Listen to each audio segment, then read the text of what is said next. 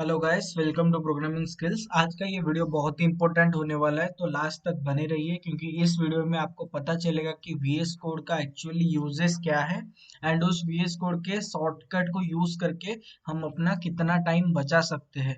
उसके साथ आपको बहुत कुछ पता होने वाला है, तो वीडियो में लास्ट तक बने रहिए। और अभी तक अगर आपने चैनल को सब्सक्राइब नहीं किया है तो कर लीजिए, नोटिफिकेशन के लिए बेल आइकन को प्रेस कर लीजिए।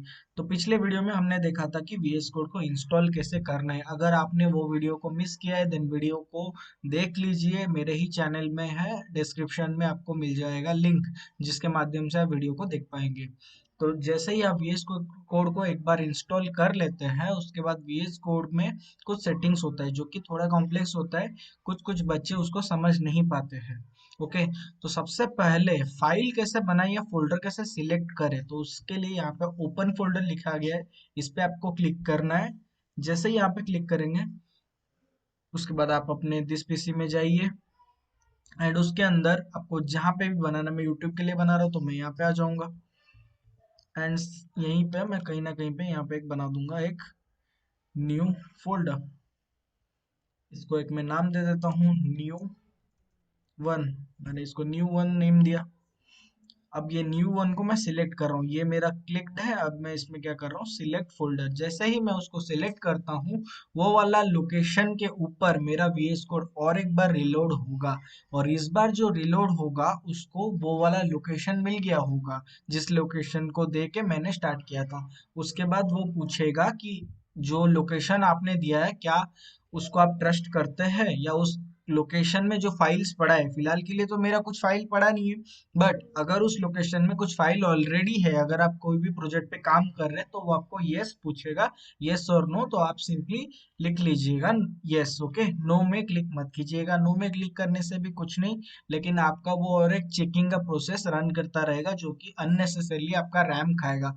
अगर कोई भी फाइल आप किसी बाहर के बच्चों या बाहर के लोगों से लाते हैं, तब आप उस पर नो पे क्लिक करके उसको एंटर कर सकते हैं, वीएस कोड के अंदर एंटर कर सकते हैं, सो दैट वो कोई भी अगर वायरस हो गया, बग हो गया, तो उसको वो चेक करता रहेगा। लेकिन खुद के कोड में कभी भी नो मत क्लिक कीजिएगा।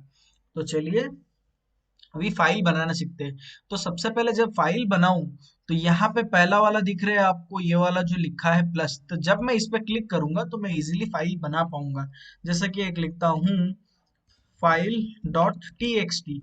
तो फाइल डॉट टीएक्सटी जब मैं लिखता हूँ, तो मेरा एक फाइल बन जाता है, फाइल नाम का एक टेक्स्ट फाइल मेरा बन गया। सिमिलरली जब मुझे फोल्डर बनाना है, तो यहाँ पे ये फाइल है, इसके साइड में ये वाला जो है आइकन, ये फोल्डर है।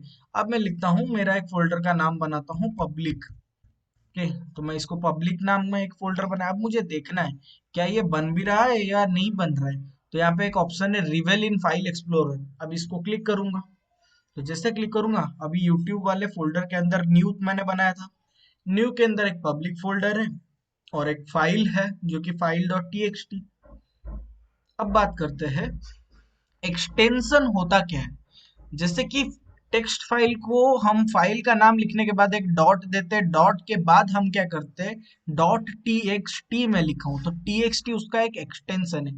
सिमिलरली जब भी हम कोई भी एच टी एम एल का फाइल बनाते हैं, तब हमको लिखना है, कुछ भी नाम लिखना है पहले, जैसे कि मैंने लिखा इंडेक्स, उसके बाद एक डॉट देना है, फिर उसके बाद हमको एक्सटेंशन लिखना है। जब एच टी एम एल लिख रहा हूँ तो एच टी एम एल। तो ये इंडेक्स फाइल का जो एक्सटेंशन है वो है dot H T M L. तो एच टी एम एल जो है वो एक्सटेंशन है। सिमिलरली अगर मुझे एक फाइल बनाना है programming skills, okay, programming skills dot H T M L, तो मेरा फाइल का नाम क्या, अगर कोई मुझे पूछे तो मैं बोलूंगा भाई प्रोग्रामिंग स्किल है फाइल का नाम, लेकिन एक्सटेंशन क्या है, मैं बोलूंगा dot H T M L है उस फाइल का एक्सटेंशन का नाम।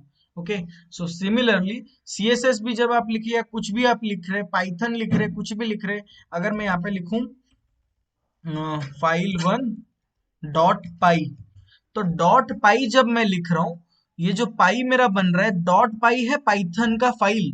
इससे कोई भी देख पाएगा कि फाइल वन एक है जिसका एक्सटेंशन पाई है, मतलब फाइल वन जो है वो एक पाइथन का फाइल है, उसमें पाइथन के जो कोड है वो लिखना पड़ेगा। या एग्जीक्यूट जो कोड वहां पे होगा वो पाइथन के ही होंगे, और कोई कोड वहां पे एग्जीक्यूट नहीं हो सकता। अगर मैं पाइथन यहाँ पे दे रहा हूँ नाम डॉट पाई, यहाँ पे जावास्क्रिप्ट लिख रहा हूँ, तो वो एग्जीक्यूट नहीं होगा। उसको एग्जीक्यूट करने के लिए उसका एक्सटेंशन को मुझे चेंज करना पड़ेगा। Similarly C C plus plus का वैसा ही होता है, सी का डॉट सी लिखना पड़ता है, सी प्लस प्लस का डॉट सीपीपी। ओके, सो अभी आपको एक्सटेंशन के बारे में पूरा क्लियर हो गया होगा। तो अभी हम अपना एक फाइल बनाते हैं। इन सबको मैं डिलीट कर देता हूँ क्योंकि ये तो फिलहाल के लिए नहीं चाहिए, बस एक को छोड़ के जो कि है इंडेक्स डॉट एच। और अभी ये सभी को मैं डिलीट कर देता हूँ। तो मैंने सभी को डिलीट कर दिया, अब मेरा बचा ओनली इंडेक्स डॉट एच। तो इंडेक्स डॉट एच क्या है, हमारा फाइल है। मतलब इंडेक्स वो फाइल का नाम है, डॉट एच उसका एक्सटेंशन है। तो ये है हमारा पहला HTML का फाइल। HTML का फाइल इस तरह से हम बनाते हैं। उसके बाद यहाँ पे हम फाइल को यहाँ पे अगर मैं क्लिक करूँ तो ये बंद हो जाएगा। ओके, फिर से क्लिक करने से ये खुल जाएगा। तो इसको आप ऐसे कस्टमाइज करके बंद कर सकते हैं एंड उसको बाहर ला सकते हैं। अगर ये जो फाइल है मुझे नीचे चाहिए तो मैं इसको यहाँ पे कर सकता हूँ, लेकिन जो डिफॉल्ट दिया है वो अच्छा दिया है, तो उसको आप चेंज मत कीजिए। ओके, एंड यहाँ पे जब एक बार इंडेक्स डॉट एच आ जाता है, आपको लिखना है एक्सक्लेमेशन एक लिखना है। उसके बाद जैसे ही आप एंटर पे क्लिक करेंगे, ये सारा का सारा कोड आपको वो ऑटोमेटिकली दे देगा। तो ये जो काम इसके पीछे हो रहा है, वो जो कोड ऑटोमेटिकली दे रहा है, वो ऑटोमेटिकली कौन दे रहा है, ये हमें एमिट दे रहा है। तो एमिट होते क्या है, तो इसको जानने के लिए मैं आपको पूरा अच्छे से बता देता हूँ। अगर आप गूगल पे जाएंगे एंड यहाँ पे सर्च करेंगे एमिट, तो यहाँ पे आपको बताएगा एमेट एक सॉफ्टवेयर है जो कि VS कोड में ऑलरेडी इंस्टॉल्ड होता है, जो कि आपको ज्यादा स्पीड लिखने के लिए हेल्प करता है। ये प्री इंस्टॉल्ड रहता है VS कोड के अंदर। मतलब जैसे कि आप अगर लिख रहे कुछ भी लिखने को जा रहे हैं, वो आपको सजेशंस प्रोवाइड करता है। जैसे कि मैंने बस एक ही लिखा था एक्सक्लेमेशन मार्क, एंड जैसे ही मैं एंटर पे क्लिक किया, उसने सभी को जनरेट करके मुझे दे दिया, बिना लिखे इतना सारा लाइन दे दिया। सिमिलरली यहाँ पे अगर मैं P लिखता हूँ एंड एंटर क्लिक करता हूँ, देखिए बस उसका and tag and starting tag वो अपने आप ही दे दिया। तो ये जो काम कर रहा है, तो ये काम करने के पीछे एमेट का हाथ है। ओके, सो सिमिलरली हम अगर अगर आपको फिर से देखना है तो मैं ये बता देता हूँ। पहले सभी को डिलीट करता हूँ। एक्सक्लेमेशन मार्क, ये देख पा रहे हैं, जो एक्सक्लेमेशन मार्क है इसको लिखना है आपको, एंड उसके बाद बस एंटर पे क्लिक कर देना है। जैसे ही आप एंटर पे क्लिक करेंगे, आपका वो जनरेट हो जाएगा। ओके, ये याद रखना हमेशा एक्सक्लेमेशन मार्क। अब एक एक लाइन को हम डीपली समझते हैं। ये एक्चुअली लाइंस जो जनरेट हुआ उसका मतलब क्या है। अगर आप कोई भी और आईडी यूज करते हैं, इंटीग्रेटेड डेवलपमेंट एनवायरनमेंट, अगर आप कोई भी आईडीई यूज करते हैं, तो उसमें आपको ये फैसिलिटी मिल भी सकता है, नहीं भी मिल सकता, क्योंकि सारे के सारे आईडी जो होते हैं या कोड एडिटर्स जो होते हैं, उनमें कभी कभी ये अवेलेबल होता है एंड कभी कभी ये अवेलेबल नहीं होता है। तो इन सब बातों को आप ध्यान दीजिएगा, जिस जो कि आपका टाइम सेव बहुत करता है। ओके, तो अभी समझते हैं ये जो सब लाइन लिखा गया है ये सब होता क्या है। ये पहले लाइन है डॉक टाइप HTML। तो बेसिकली डॉक टाइप HTML होता क्या है। डॉक टाइप HTML एक ऐसा टैग है जो कि हम डिक्लेयर करते हैं वेब पेज को लिखने से सबसे पहले। HTML टैग से भी पहले हम लिखते हैं किसको, डॉक टाइप HTML। ये क्या बताता है कि हमारा जो डॉक्यूमेंट फिलहाल के लिए, जैसे कि इंडेक्स डॉट HTML, ये मेरा क्या है, एक डॉक्यूमेंट है। ये डॉक्यूमेंट जो है ये HTML है एंड इसका वर्जन ये है, मतलब इसका वर्जन 5 है, HTML का वर्जन 5 है। इस चीज को वो बहुत अच्छे से बताता है। ओके, तो वेब ब्राउजर को ये बात को बताने के लिए हम ये लिखते हैं कि डॉक टाइप HTML, कि हमें तो पता ही है HTML, बट वेब ब्राउजर को भी तो पता चलना चाहिए, क्योंकि लोडिंग तो वही कर रहा है ना। हमारा जो क्रोम ब्राउजर हो गया, फायरफॉक्स हो गया, XYZ जो भी ब्राउजर है, तो उस ब्राउजर को पता होने के लिए हम यूज करते हैं ये वाला जो लाइन मैंने लिखा है, डॉक टाइप HTML। पहले लिखना है डॉक, डॉक मतलब डॉक्यूमेंट, टाइप डॉक्यूमेंट का टाइप क्या है, हमारा HTML है, तो इसको ये लिखना है। ओके, अब अगर इसको आपको मतलब लिखना है कि एक्चुअली डॉक टाइप होता क्या है, तो यहाँ पे मैंने निकाल के रखा है। Doctype stands for document type declaration, it informs the web browser about the type and version, जैसे कि मैंने बताया आपको कि वो वर्जन बताता है आपको एक पर्टिकुलर HTML5 का या HTML फाइल का एक पर्टिकुलर वर्जन। HTML5 में लिखा गया है ये वाला जो HTML टैग्स है, या HTML4 या HTML3 किसमें लिखा गया है, वो वेब ब्राउजर को वो बताता है। दिस हेल्प्स, यहाँ पे देखिए, this helps the browser to handle and load properly. ये 3 लाइन आपको याद रखना है, ये 3 लाइन जो लिखा है इसको याद रखना है। अगर कोई इंटरव्यू में पूछे या कहीं पे भी पूछे डॉक टाइप क्या होता है, तो आपको ये 3 लाइन उसको बताना है। ये क्या करता है, ब्राउजर को हेल्प करता है लोड करने के लिए प्रॉपरली। और ये नीचे के जो 2 लाइन है वो अननेसेसरी है, अगर आपको लिखना है लिख सकते हैं, नहीं लिखना है मत लिख सकते। अगर कोई पूछे आपको ये जो डॉग टाइप है क्या ये मैंडेटोरी है डिक्लेरेशन, तो आपको बोलना है हाँ ये 100% मैंडेटोरी है, ये बहुत ही इंपॉर्टेंट है। अगर इसके बिना वेब ब्राउजर को पता ही नहीं चलेगा एंड टाइम बहुत ज्यादा लग जाएगा। क्या इसके बिना हम वेबसाइट बना सकते हैं? हाँ, इसके बिना भी अगर आप इसको नहीं लिखे तो भी बना सकते हैं वेबसाइट।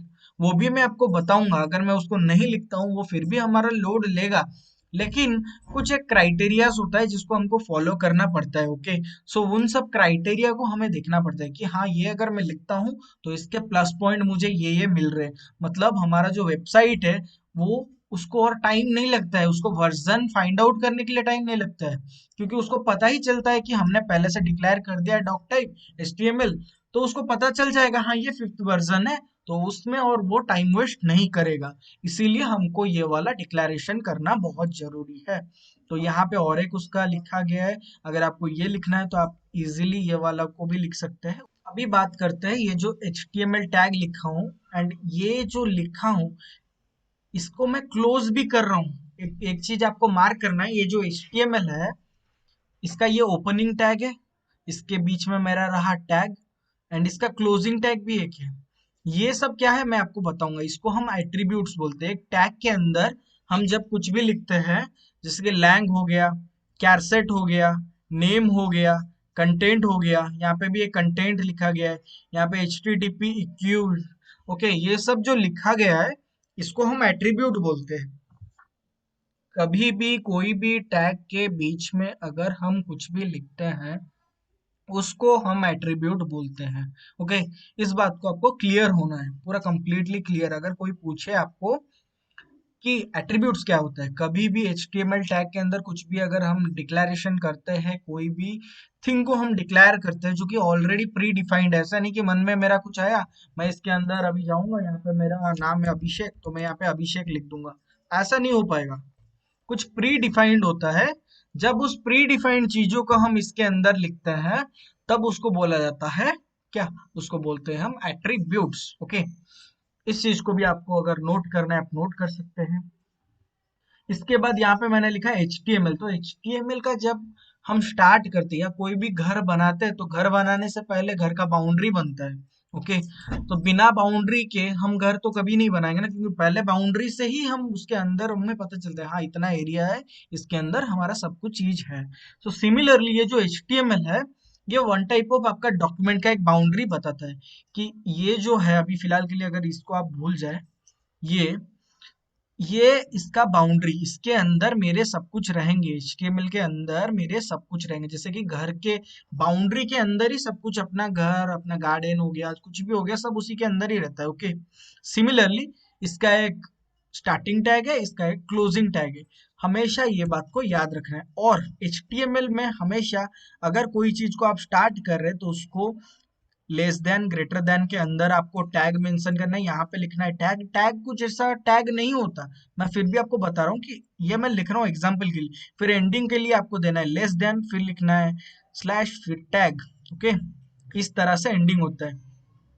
हर एक टैग को आपको इस तरह से बनाना है। कोई भी टैग बनाते हैं तो उसको आपको ओपन भी करना है एंड उसको क्लोज भी करना है। सिमिलरली HTML का टैग हमारा बाउंड्री है HTML डॉक्यूमेंट का, जिसको हम बोलते हैं कि इसका लैंग्वेज है EN। EN मतलब क्या है, इंग्लिश। EN मतलब इंग्लिश। जैसे कि यहाँ पे एट्रीब्यूट में मैंने मेंशन किया, लैंग्वेज जो है उसका है EN। EN मतलब इंग्लिश, बस खत्म। अब इसके बाद ये जो लिखा है हेड टैग। हेड टैग क्या होता है? हेड टैग होता है द मोस्ट इंपोर्टेंट टैग। अगर कोई पूछे आपको कि सबसे इंपोर्टेंट टैग कौन है जहाँ पे सारा कनेक्टिविटी आता है। आपका जो ब्रेन जो है, अगर ह्यूमन बॉडी का मैं बात करूं, ह्यूमन बॉडी का सारा मैसेजेस, सारा मतलब जो भी आपको वर्क करना है, वो जो वर्क आप कर रहे हैं, आपका हाथ में आप एक कॉपी को उठा रहे हैं, आपने पेन पकड़ा है, पेन से कुछ लिख रहे हैं, ये सबको मैसेज देता कौन है? आपका ब्रेन देता है।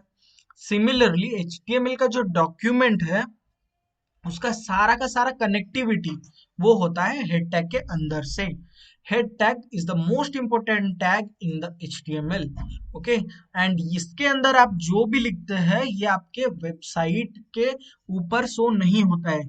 वेबसाइट के ऊपर ये हेड टैग के अंदर कुछ भी लिखेंगे वो शो नहीं होगा। ओके, ये बात को भी आपको ध्यान में देना है। तो हेड टैग का भी एक स्टार्टिंग होता है, एक क्लोजिंग होता है। एक चीज आपको मार्क करना है, एचटीएमएल का ये स्टार्टिंग एंडिंग है, हेड टैग का स्टार्टिंग एंडिंग, लेकिन डॉक टाइप का कभी भी एंडिंग टैग नहीं होता है। अभी इसके बाद में ऐसे मत लिख लेना कि डॉक टाइप एंड, ऐसा ऐसे भूल में भी मत लिखना। इसको हम बस वर्जन बताने के लिए लिख रहे हैं। सो इसको आपको और मेंशन नहीं करना है, उसका एंडिंग टैग होता ही नहीं है। ओके, अब बात करते हैं मेटा टैग्स। मेटा टैग्स क्या होता है? मेटा टैग्स का भी एंडिंग टैग नहीं होता। अगर आपको मार्क करना है, मार्क कर लीजिए, ये जो मेटा टैग लिखा है इसका ओनली स्टार्टिंग टैग है, एंडिंग टैग इसका है ही नहीं। यहाँ पे भी ना ही एक एंडिंग टैग है, ना ही यहाँ पे कोई एंडिंग टैग है। ओके, सो यहाँ पे जो मैंने लिखा है टाइटल, इसका एक एंडिंग टैग है। बट उससे पहले बात करते हैं मेटा टैग के बारे में। यहाँ पे जो तीनों मेटा टैग्स मैंने लिखा है वो एक्चुअली लिखा किस लिए है एंड इसका मतलब क्या है? ये जो मेटा टैग्स हम लिखते हैं, इसको स्पेशली गूगल, जब गूगल रैंकिंग करता है या कभी भी गूगल कभी भी पेजेस को क्रॉलिंग करता है, तो क्रॉलिंग एंड रैंकिंग जो होता है वो एसईओ का पार्ट होता है, जिसको हम बोलते हैं सर्च इंजन ऑप्टिमाइजेशन। बट फिलहाल के लिए इसमें बस जस्ट आपको मैं ब्रीफ में बता रहा हूँ, थोड़ा सा आप समझ जाइए कि ये जो मेटा टैग्स हम लिखते हैं, हम अपने वेबसाइट के बारे में गूगल को ये बताते हैं कि ऐसा ऐसा सब चीजें हैं हमारे वेबसाइट में, ये सब है, इस तरह से हमारे वेबसाइट को लोड करो, ये करो। तो ये सब बातें जो कि हमारे वेबसाइट का है, हम उसको गूगल के सामने रखते हैं। तो इस चीज के लिए हम मेटा टैग का यूज करते हैं। अब इसका अगर प्रॉपर डेफिनेशन लिखना है, तो कभी किसी चीज को रटिए मत। ओके, क्योंकि गूगल में सब कुछ पड़ा हुआ है ऑलरेडी।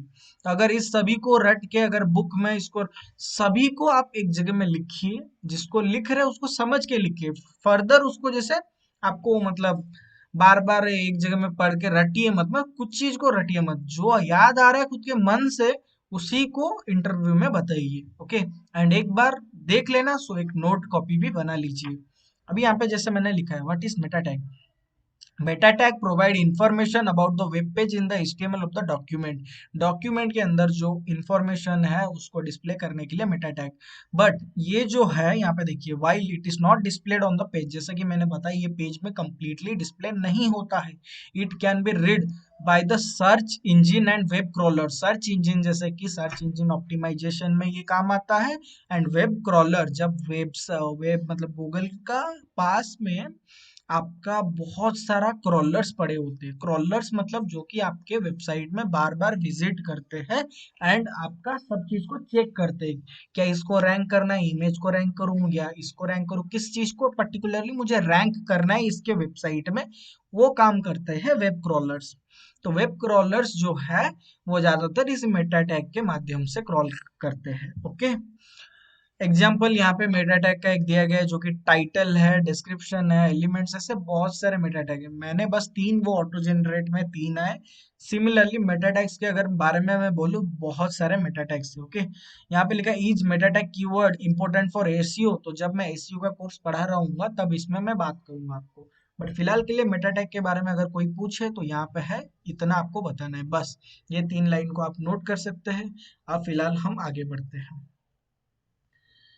मेटा टैग हमने समझा, हेड टैग समझा, एचटीएमएल समझा, डॉक टाइप समझा। अब आता है टाइटल टैग। तो बेसिकली ये जो टाइटल टैग होता क्या है, कोई भी वेबसाइट होता है, अगर मैं फूड डिलीवरी का वेबसाइट बना रहा हूँ तो मैं उसको टाइटल क्या दूं? जैसे जोमेटो हो गया या स्विगी हो गया, ऐसा ही उसका एक टाइटल होगा। सिमिलरली एक ई कॉमर्स का वेबसाइट है तो उसका नाम बहुत सारे, अमेजोन हो गया, फ्लिपकार्ट हो गया, सिमिलरली बहुत सारा नाम है। तो वो जो नाम होता है पर्टिकुलरली एक नाम, तो उस नाम को यहाँ पे हम डालते हैं, जो कि बाय डिफॉल्ट यहाँ पे डॉक्यूमेंट लिखा जाता है। बट इसको आपको चेंज करना है, ये जो डॉक्यूमेंट लिखा है और किसी में चेंज नहीं करना है, जो ऑटो जनरेट जैसा रहता है उसको वैसा ही रहने देना है। ये जो एट्रीब्यूट के अंदर क्या यूज हुआ है, क्यों यूज हुआ है, वो मेरे दूसरे क्लास में आएगा। जब आएगा वो वाला, जब क्लास आएगा मैं बताऊंगा ये सब क्यों लिखा गया है, इसका पर्टिकुलरली एक एक मतलब क्या है। बट फिलहाल के लिए मैं आपको टैग समझा रहा हूँ, जो कि बेसिक्स टैग्स है, तो उन सबको याद कीजिए अभी। ओके, ये जो टाइटल टैग है, जो कि यहाँ पे पहले लिखा गया था डॉक्यूमेंट, इसको मैं अभी अपना टाइटल दूंगा। मेरा वेबसाइट का नाम मान के चलिए प्रोग्रामिंग स्किल है। Okay, programming skills. अभी मैंने लिखा प्रोग्रामिंग स्किल्स। ओके, तो ये इसका मैंने एक टाइटल दिया, बट ये मैं देखूंगा कैसे। मैंने आपको पिछले क्लास में बताया था कि आपको एक एक्सटेंशन डाउनलोड करना है, जो कि नाम था उसका लाइव सर्वर। तो ये वाला जो एक्सटेंशन था, आपको इसको इंस्टॉल करना है। अगर आपने इंस्टॉल कर लिया होगा, देन वो आपको इजीली एक्सेस देगा, जिसके माध्यम से आप ये वाला वेबसाइट देख सकते हैं।